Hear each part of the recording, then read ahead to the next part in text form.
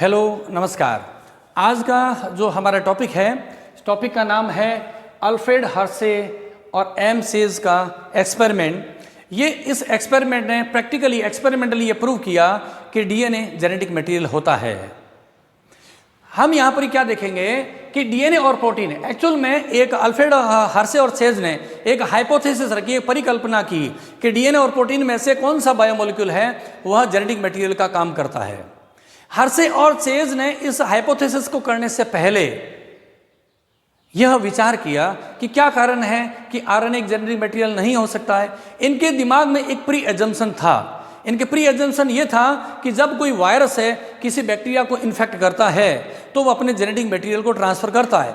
और हम जानते हैं कि वायरस है, उसका आउटर जो लेयर है, आउटर जो एनवेलप है वो प्रोटीन का बना होता है और उसमें जेनेटिक मटेरियल के रूप में जिसकी हम बात कर रहे हैं यहाँ पे T2 बैक्टीरियोफेज की, उसमें डीएनए मॉलिक्यूल पाया जाता है।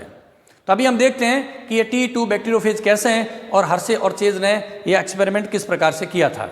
देखिए, तो यहाँ पर हम कहेंगे T2 जो बैक्टीरियोफेज है यह एक वायरस होता है जो ई कोलाई बैक्टीरिया को इन्फेक्ट करता है और अपने जेनेटिक मटेरियल को किस में ट्रांसफर कर देता है, ई कोलाई बैक्टीरिया में। इसको commonly it is commonly called as the enterobacterium phage भी कहते हैं इसे। और this virus is belongs to the family myoviridae and genus tequatrovirus. इस वायरस की स्ट्रक्चर देखते हैं। बाहर की ओर एक प्रोटीन का कोट पाया जाता है और ये जो प्रोटीन का कोट है इसमें सिस्टीन और मैथ्योनिन जैसे सल्फर कंटेनिंग एमिनो एसिड्स की अबंडेंस होती है, अधिकता में पाए जाते हैं। जबकि इसके अंदर की ओर एक लीनियर डबल स्टैंडर्ड डीएनए पाया जाता है।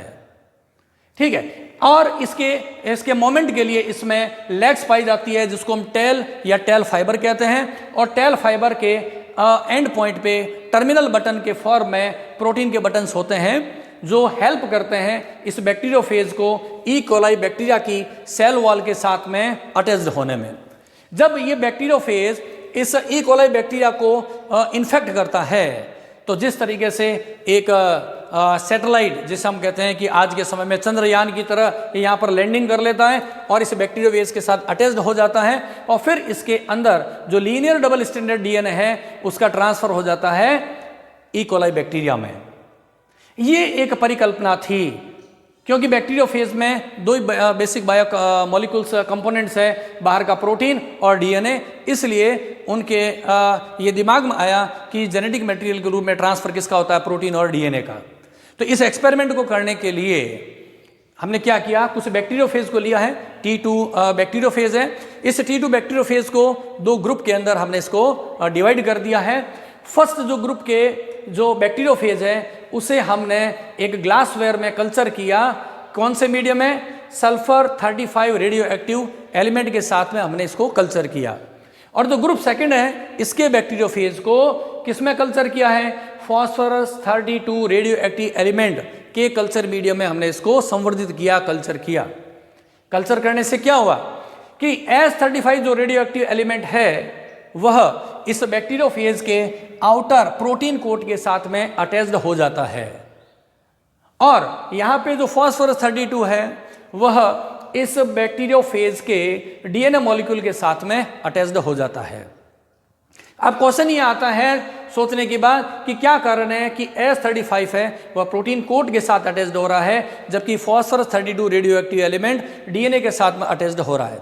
क्योंकि इस बैक्टीरियोफेज का जो प्रोटीन कोट है उसमें क्या होते हैं, सिस्टीन और मैथ्योनिन जैसे सल्फर कंटेनिंग अमीनो एसिड्स की अधिकता होती है। तो यह इस कल्चर में इसमें एसिमिलेट हो जाएगा प्रोटीन के साथ में। और हम जानते हैं कि डीएनए किसका बना होता है, न्यूक्लियोटाइड का बना होता है। और न्यूक्लियोटाइड में एक स्पेसिफिक कंपोनेंट होता है फॉस्फोरिक एसिड जिसमें फॉस्फोरस होता है। तो ये जो फॉस्फोरस 32 है वह इस डीएनए के साथ में बाइंड हो जाता है।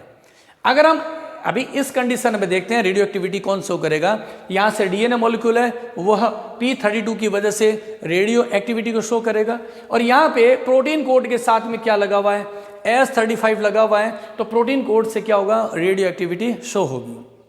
अब इन दोनों ही को जब ई कोलाई के साथ में हम क्या करेंगे, कल्चर करेंगे। इन दोनों को ई कोलाई के साथ कल्चर करेंगे।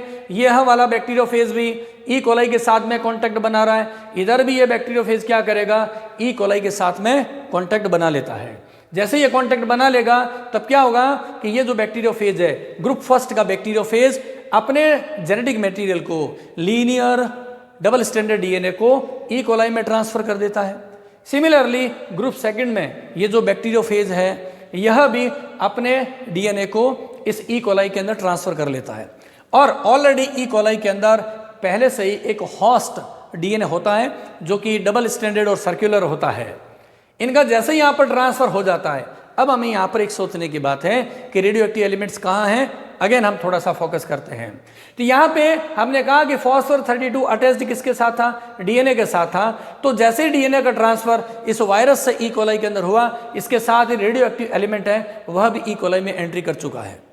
लेकिन ग्रुप फर्स्ट के अंदर बात करें तो सल्फर 35 कहाँ था, was attached with the protein coat of the bacteriophage. और यहाँ ट्रांसफर किसका हो रहा है, only DNA molecule is transferred from the bacteriophage to the E coli. तो S35 कहाँ रह गया है, ई कोलाई बैक्टीरिया के बाहर इस प्रोटीन कोट के साथ ही अटैच्ड रह गया है। यहाँ पर रेडियो एक्टिव सल्फर 35 का ट्रांसफर ई कोलाई में नहीं हुआ है, जबकि ग्रुप सेकंड के अंदर रेडियो एक्टिव एलिमेंट का ट्रांसफर ई कोलाई में हो चुका है। इन दोनों जो सैंपल है हमारे पास में, सेल सस्पेंशन है, इन दोनों को हम क्या करेंगे, सेंट्रीफ्यूज करते हैं। सेंट्रीफ्यूगेशन में क्या होगा, इन मटेरियल को हम एक टेस्ट ट्यूब में डालते हैं और इस सेंट्रीफ्यूज मशीन में डाल के हम एक particular RPM, revolution per minute RPM बोलते हैं, उस पर जब इसको घुमाएंगे तो क्या होगा, इसमें बैक्टीरियल जो सैंपल है वह इस टेस्ट ट्यूब में नीचे की तरफ सस्पेंडेड हो जाएगा। इधर भी बैक्टीरियल जो मटेरियल है बैक्टीरियल पैलेट के फॉर्म में नीचे की तरफ सस्पेंडेड हो जाएगा। अब हमें ये चेक करने की जरूरत है क्या कि रेडियो एक्टिविटी किस में आ रही है, इस बैक्टीरियल पैलेट से आ रही है या इसके ऊपर का जो तरल है, लिक्विड है, सुपरनेटेंट है, उससे आ रही है। देखिए यहाँ पे क्या हो रहा है, ग्रुप फर्स्ट के अंदर बात कर रहे हैं। यहाँ पर दोनों ही कंडीशन में नीचे कौन सस्पेंडेड हो रहा है, जेनेटिक मटेरियल। इसमें भी कौन हो रहा है, बैक्टीरियल पैलेट में जेनेटिक मटेरियल हो रहा है। दोनों में बैक्टीरियल पैलेट्स है composed of the genetic material, लेकिन इसके जेनेटिक मटेरियल है वो लेबल्ड नहीं है, इसलिए ग्रुप फर्स्ट का जो बैक्टीरियल पैलेट है वो रेडियो एक्टिविटी को शो नहीं करता है। इसमें ऊपर का जो लिक्विड है, सुपरनेटेंट है, वह रेडियो एक्टिविटी को शो कर रहा है। ग्रुप सेकंड के अंदर क्या हो रहा है, रेडियो एक्टिव लेबल्ड कौन था, डीएनए था। इसलिए जब सेंट्रीफ्यूगेशन को किया तो बैक्टीरियल पैलेट के अंदर कौन चला गया, फॉस्फोर 32। तो यहाँ पर रेडियो एक्टिविटी कौन शो कर रहा है, ये बैक्टीरियल पैलेट है वो रेडियो एक्टिविटी को शो कर रही है। सुपरनेटेंट है वो रेडियो एक्टिविटी को शो नहीं करेगा। तो इससे हमें क्या कंक्लूजन निकला, हमें यह कंक्लूजन निकला कि ट्रांसफरेबल मटेरियल दोनों के अंदर कौन है, डीएनए है। यहाँ पर डीएनए का ट्रांसफर हुआ, चूंकि हम डीएनए के उस मॉलिक्यूल को ऐसे तो हम देख नहीं सकते हैं, इसलिए हमें उसको विजिबिलिटी के लिए, उसको ऑब्जर्वेशन करने के लिए हमें इसमें रेडियो एक्टिव मॉलिक्यूल को डालना पड़ा। तो ये रेडियो एक्टिव मॉलिक्यूल है, यहाँ बैक्टीरियोफेज के पैलेट से, बैक्टीरियल जो पैलेट है उससे रेडियो एक्टिविटी निकल रही है, क्योंकि हमने यहाँ पर देख रहे हैं कि इसका जो डीएनए है वो क्या है, लेबल्ड है। मीन्स ट्रांसफर किसका हो रहा है, इस डीएनए का हो रहा है। अगर प्रोटीन का ट्रांसफर हो रहा होता, अगर प्रोटीन के कोट का ट्रांसफर हो जाता ई कोलाई में, तो इसके साथ साथ में क्या होता, S35 भी ई कोलाई में प्रवेश कर जाता। ऐसी कंडीशन में यहाँ पे बैक्टीरियल पैलेट है वो भी रेडियो एक्टिविटी दिखा देता है, लेकिन यहाँ बैक्टीरियल पैलेट में रेडियो एक्टिविटी नहीं है। इसका मतलब केवल डीएनए का ट्रांसफर हुआ है, प्रोटीन कोट कहाँ रह गया है, बाहर है। तो इस तरीके से हमें इस एक्सपेरिमेंट से ये पता चलता है कि जो रिप्रोडक्शन के दौरान या जेनेटिकल एक्टिविटी में ट्रांसफरेबल मटेरियल कौन सा होता है, डीएनए होता है या प्रोटीन होता है। आज ये डायग्राम पहले से इसलिए बना हुआ है क्योंकि प्रॉपरली रिकॉर्डिंग नहीं हो पा रही थी, तब तो मैं इसको ड्रॉ कर चुका था, कैमरा ऑन नहीं हुआ था। अदरवाइज सभी बच्चों के लिए ज़्यादा इजी रहता है कि जब मैं चीज़ों को जो समझाता वहाँ चलूँ, उसके साथ आप डायग्राम बनाने का पैटर्न भी आराम से देख सको। यहाँ पे हमें इस एग्जामिनेशन के पर्पज से मैं बात कहूँ तो आपको इस एक्सपेरिमेंट को रटना नहीं है। हाँ, स्पेशली मैं स्कूल स्टूडेंट्स की बात करूँ या बीएससी के स्टूडेंट्स की, आपको ये जो बोर्ड के ऊपर जो डिस्प्ले में लिखा हुआ है, आपको इसी को लर्न करना है और फिर लैंग्वेज अपनी लैंग्वेज में बनाएंगे इसको लिखने का काम। है ना। जैसे यहाँ से आप शुरू करेंगे, अल्फ्रेड हर्शे और चेज की बात करेंगे, किस पे उन्होंने एक्सपेरिमेंट किए थे, ये ऑब्जेक्टिव क्वेश्चंस बनते हैं। T2 बैक्टीरियोफेज से, कॉमनली नेम इसका क्या हुआ है, एंटेरोबैक्टीरियम कहते हैं। इस वायरस की फैमिली कौन सी है, मायोवायरिडी हो गई। जीनस कौन सा है, टेक्वा वायरस होता है। और बैक्टीरियोफेज ई कोलाई बैक्टीरिया से कांटेक्ट अपने किस पार्ट से बनाता है, तो हम कहेंगे the protein buttons attached with the attached at the terminal end of the tail. उसके बाद में हम कहेंगे कि which material is transferred from the bacteriophage to the E coli, then we can say that DNA which is linear and double stranded in the bacteriophage is transferred from the bacteriophage to the E. coli.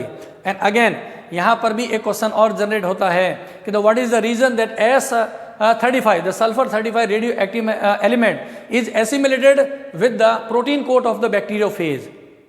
तो हम कहेंगे this protein code contains the abundance of sulfur containing amino acids like the cysteine and methionine. That's why during the synthesis process of this protein code, sulfur 35 is assimilated in the protein code, not in the DNA molecule. अब यहाँ पर पूछ लें what is the reason that phosphorus 32 radioactive element is assimilated into the DNA of this bacteriophage. The reason is that the DNA molecule is composed of the nucleotides, and we know that each nucleotide has the deoxyribose sugar, nitrogen base and the phosphoric acid. तो यहाँ पे क्या है DNA के अंदर, there is abundance of phosphoric acid, that's why radioactive phosphor 32 assimilated into the DNA molecule. तो हमें इसका रीजन समझ में आना चाहिए, न कि हमें इसको आंसर को रटने की जरूरत है ना। तो इस तरीके से आपका एक्सपेरिमेंट रहेगा और आप इसका स्क्रीनशॉट लेकर के और बाद में इसको आप नोट कर लें और अपनी लैंग्वेज के अंदर इसको आंसर को लिखें। Thank you.